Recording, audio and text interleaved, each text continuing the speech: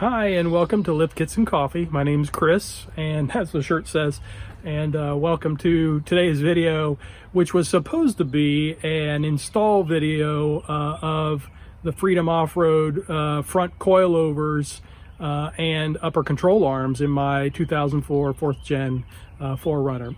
And I already did the work, and the reason that I didn't shoot the video was it would have been the first time to do that kind of thing ever, and after having done the video install on the back, the front was definitely more involved, and I was definitely needed to focus completely on what I was doing and trying to give some part of your mind to what to shoot and what to say while you're shooting when you're doing it all for the first time. So I decided not to do that.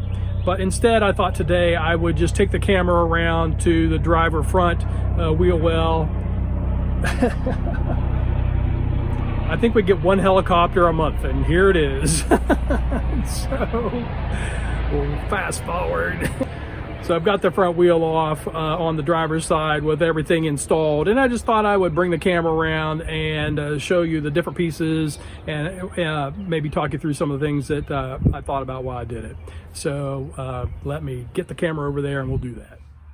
Okay, so here we are. This is the coilover and the upper control arm installed on the front here on the 4th gen Toyota. So you can see, well, we got the left jack there, and we got the shock mounted in the bolts down here, and we have the top here, and you can see the new control arm. So if you're curious what all these things look like, because those pictures on the website are a little bit small, the quality is really good. I mean, these are heavy parts, and one thing you don't get with the kit, you don't get this this very long bolt, which I don't know, that must be over a foot long. So when you take this out to replace yours, you're definitely going to keep hold of that. And but you do get new bolts, you get new nuts for these the shock tops or the coilover tops, so you can use new hardware there. I did use some blue thread lock up here, just because I do not remember or believe that these have the nylon insert. So just definitely something you want to pick up if you don't have thread lock. Blue is the semi-permanent version, and so just a drop on the threads when you're putting them down is what you want to do. And also just here's a tip. Getting the bolt out of the upper control arm was actually kind of easy. You do have to get up into the engine compartment. This bolt was, came off. Just put a little bit of penetrating oil right here, and then this nut will break loose pretty easily. I don't even think maybe you do have to counter with a wrench on the other end, but it didn't take too much work to get this off, at least on my car. And so, but when you're trying to thread that bolt through, and I was doing this all by myself, solo version. So, but one way to hold the upper control arm in place while you're up in the hood of the car trying to get that long bolt started on this side was I used a socket extension, and I just shoved it in. The bolt's not here yet, the nut's obviously not on, but so I just used this socket extension in the end here to just hold the upper control arm on this little spindle here. So maybe this one's a little too short. I think I had one that was like a 4-inch version. So, it would go in here and then it actually fit in here. So, it was pretty flexible, but it wouldn't keep falling down onto the frame here. So, and yeah, you're gonna need to take off these brackets, here, and just get this stuff out of the way. You'll have to take off your stabilizer control bars. Probably just as easy, just go ahead and take the link off here, and then just go ahead and take the mounts off here. One thing I did learn taking the stabilizer bar off is don't use an impact wrench to loosen those bolts. On the 4th gen, they just have threaded nuts that are tack welded up inside the frame where you can't touch the other side. And so the impact wrench I used actually had a little bit too much torque, and one of the nuts actually broke its tack welds up in the frame. So I had to get a nut rivet tool, drill it out, you know, and put put an insert in and basically tap the hole. It's on the other side. So that worked out fine, but that was a $50 tool I had to buy to fix that little mistake. So yeah, don't use your impact wrench on this unless you've got a really, you can set the setting real low, or you got a finger control that'll let you regulate how much torque you're putting on the wrench. So and then another thing I learned along the way, yeah, just go ahead and you're going to need to take off these lower control arm mounting bolts and just drop the lower control arm to get the shock tower in here, the coilover in. You know, it's already got some lift on it, and so you're going to have to flex that arm down. And of course it bolted up to something even with the spindle on here. It was just too much to handle. So I did try to do that and save myself having to deal with these bolts underneath, and in the end that was didn't save me any time at all. So you know, just take off those bolts. Let's see if I don't know if you can see them or not, but yeah, they're down there. And then but another thing is that the kit that I got actually came with replacement end links for your stabilizer, but these end links are actually longer. So if you do the match up here, they are longer than the originals. So and I tried to put them on today, and what I found out was that if you put these longer end links on, it of course pushes down on the stabilizer end here, and it interferes. To get up here where I can show you a little better, it interferes, you know, because this is going to come closer to this bracket, and this is the bracket that's holding your speed sensor for the ABS. So I had to take them all back off. You can't use them. I'm gonna have to buy new original equipment here. These are all wore out, but I was kind of hoping to use the ones that were coming with my kit, and I just couldn't do that. So the other thing is, like when the stabilizer went down to catch those new end links, it was actually resting on this boot here for the steering rack, so that wouldn't work either. So even if you could move this bracket, you know, somehow so that you would get the clearance here, you'd still have trouble with the sway bar sitting on top of this boot, which you don't want. So yeah, just have to take that back off and live with it. You know, the only thing I can see is that there's a pretty tight clearance right here.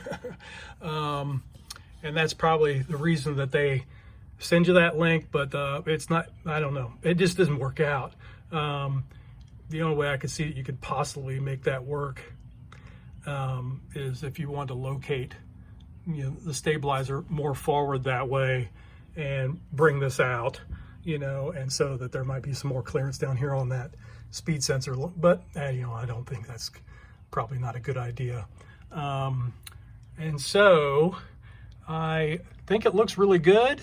And yeah, I would say the only sort of disappointment I have is that end link didn't work out. I'm just gonna have to go buy some refreshed ones here, because these are kind of leaking, and that's not good. So the next thing to make some comments on, because I've actually had somebody ask a question, is about adjusting these coilovers. So I'm going to break the video here and we'll pick up with that.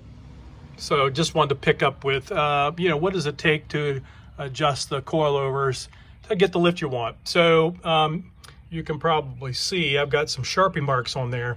So, you know, when the coilover was in the box, or the way it came from the factory, you know, there's two collars here, a bigger one and a smaller one, and this is a locking collar, and this one was all the way down to here, so that the bottom of this smaller locking collar was, you know, just over this line. So I just marked the bottom of that collar before I started anything.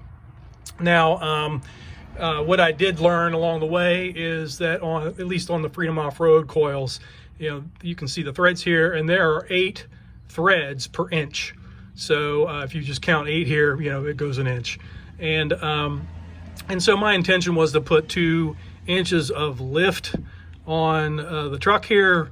And so, and then once I finally figured out that it was 8 threads per inch, I knew that I was just going to be advancing the big collar, you know, 16 full revolutions to get 2 inches. Now, here's a tip that I learned from somebody else's commentary.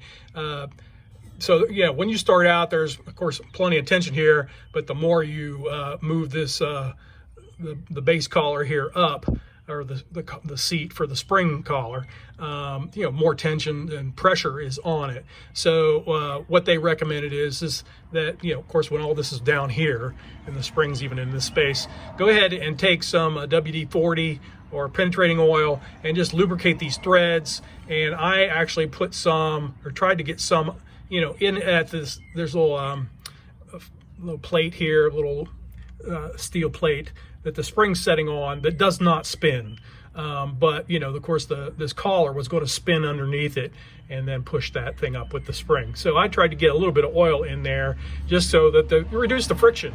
And so, yeah, it took a lot of pulls and a lot of full body pulls. But, here's the wrench that you get with the kit right here.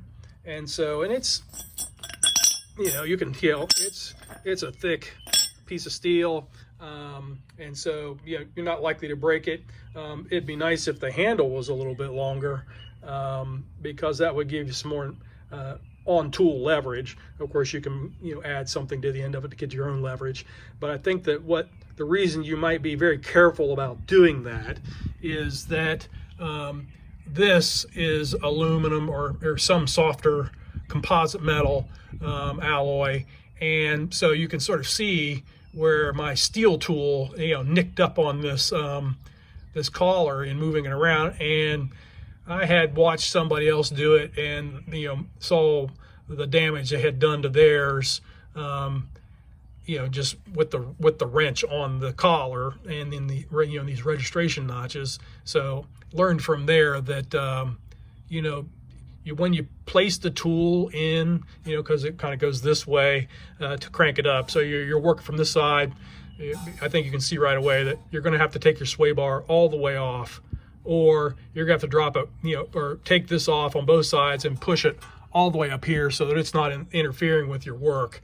But, I would get around to the back with the front hook, with the top hook, and just you place it in there with my finger and make sure that it was securely in there, and then work my hand out with the other hand and then just pull like one time. And so if I remember right, there's 8 of these notches, 7 or 8 of these notches, that go all the way around, so it ended up being, I think 8, pulls to get one full revolution. So, the 8 times 8, 64. So, you're going to do 64 pulls to go 1 inch.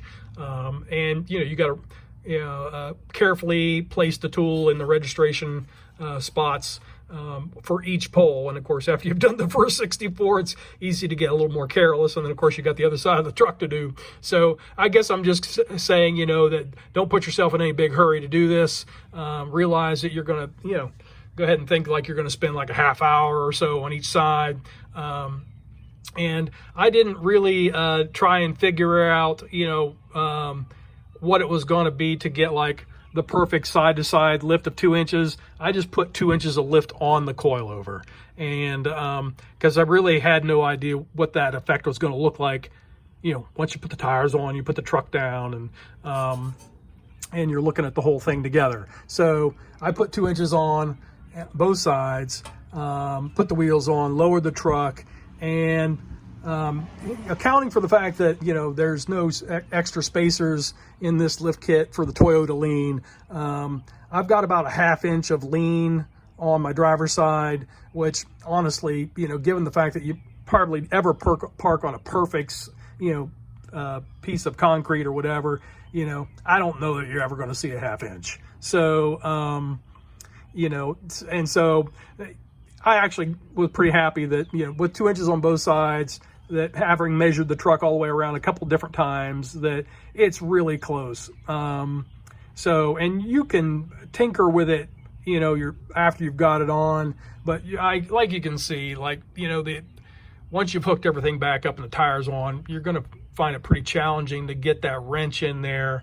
and get a turn on there without really messing up your registration holes. And, if you're going to have these for a while, you may want to, put 2 inches on, put 3 inches on, go back to 1.5. You know, you may want to try a few different settings on these things before you decide which ones are the right ones. So, you know, you just want to take care of these threads, because I don't see, I mean, I suppose if you took the whole thing off, you could order, you know, just this part, but, you know, of course you got to load the spring again and all that stuff. So it looks like you just need to take care of the one you got. So anyway, what I'm going to do is I'm going to put this wheel back on, and so you can get one good look at it again here at the top, and over here, and over here.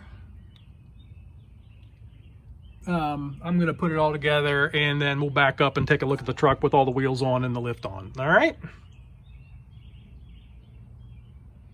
Okay, so here you go.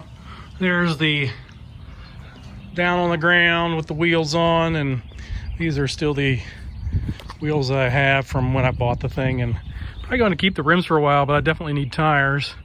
And well, you can see what the lift looks like, and I think there's going to be room for 33s in there.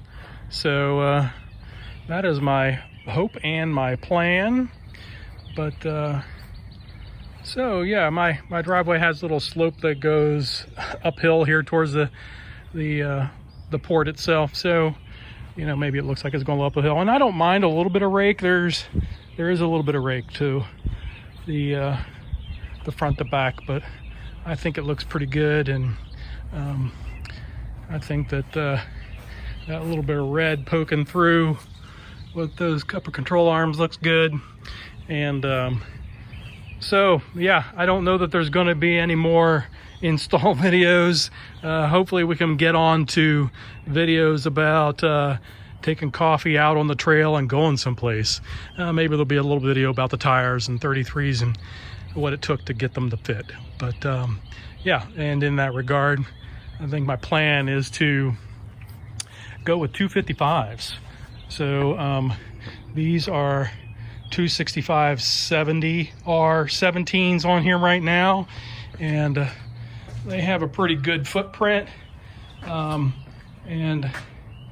I don't think 10 inches wide would probably still look pretty good. I still have to get it in alignment, so there's a little bit of positive camber right now. I think you can probably see it. Doesn't really affect the driving. I've been driving it around on this for a couple weeks. It doesn't drive funny, but you know, it's not the Toyota spec. So when I get the tires, I'll get in alignment. All right. Well, I'm saying I hope you guys have enjoyed this quick video. A lot more dialogue than actual action. So, but maybe you found something in there that was kind of interesting. And again, my name is Chris, and I roast coffee for Lift Kit Coffee. You can go to liftkitcoffee.com if you're interested in trying some coffee out and help support the channel. That'd be great. And if you have you enjoyed this, and maybe you'd offer a like or a subscribe or click the bell, all those things, that's all great. And appreciate y'all. And hope to see some people out there on the trail. And if you've seen these videos and you see me out there, make sure you introduce yourself. I'm in the North Carolina area right now, so that's more I'd like you to see you. But hope everybody's having a great day, and we'll catch you on the next one.